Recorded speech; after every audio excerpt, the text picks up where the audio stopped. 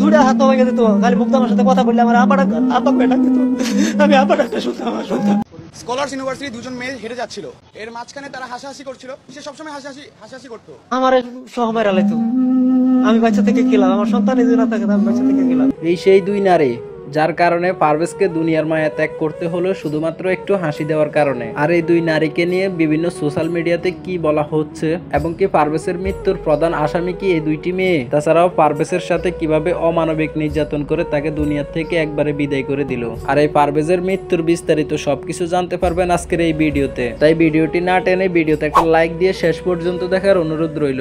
আমার সহমায় রালাইতো, আমি বাচ্চা থেকে গেলাম, আমার সন্তান যদি না থাকে আমি বাচ্চা থেকে গেলাম।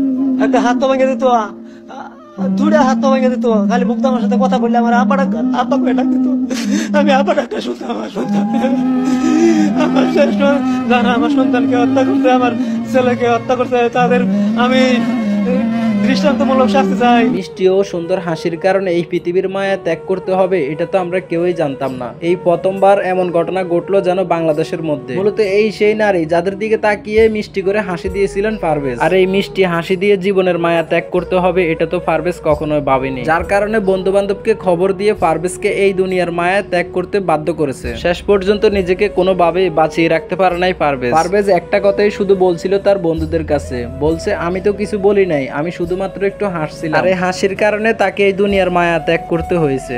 স্কলার্স ইউনিভার্সিটি দুজন মেয়ে হেঁটে যাচ্ছিল, এর মাঝখানে তারা হাসাহাসি করছিল। সে সবসময় হাসাহাসি করতো। তার দুটা মেয়ে তার দুটা বয়ফ্রেন্ডকে ফোন দেয়, এটা নিয়ে কিছু কথা কাটাকাটি হয়।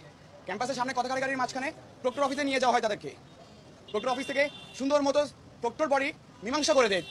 মীমাংসা করার পরে দুজনের দিকে চলে যায়। তার কিছুক্ষণ প্রক্টর বাড়ির মাঝখানে দুজন ছেলে পিয়াস আর মেরাজ, ওরা প্রক্টর বাড়ির অফিসের রুমের মধ্যে তারা হুমকি দিয়ে থাকে। তারা হুমকি দিয়ে তোরা বের হ, আমরা তোদেরকে দেখতেছি। ওরা কিছুক্ষণ পরে খাওয়ার জন্য বের হয়েছিল। এর মাঝখানে কিছু সন্ত্রাস এসে তাদেরকে আমাদের ক্যাম্পাসের সিঁড়িতে মেরে দিয়ে চলে যায়।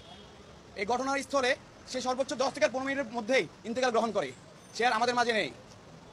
আমাদের ক্যাম্পাস থেকে আমাদের স্টুডেন্টরা সবাই মিলে তাকে তাৎক্ষণিকভাবে কুমিল্লা হসপিটালে নিয়ে যাওয়া হয়।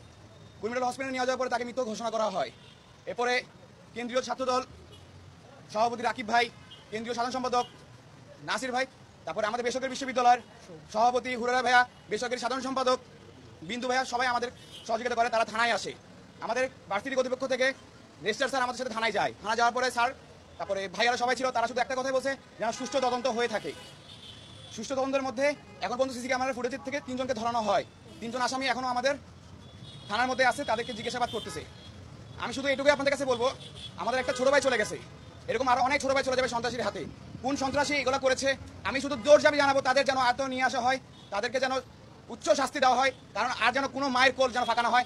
আমি এই দাবি এই প্রত্যাশা। শুধুমাত্র একটা হাসির জন্য একজন সাদাসিধা মানুষ এই দুনিয়ার থেকে চিরদিনের জন্য বিদায় নিয়ে গেল, ভাবতেও জানে কেমন লাগে। তবে যাই হোক প্রিয় দর্শক, এই বিষয়টি নিয়ে আপনাদের মূল্যবান মতামত কমেন্ট করে জানাবেন কমেন্ট বক্সে।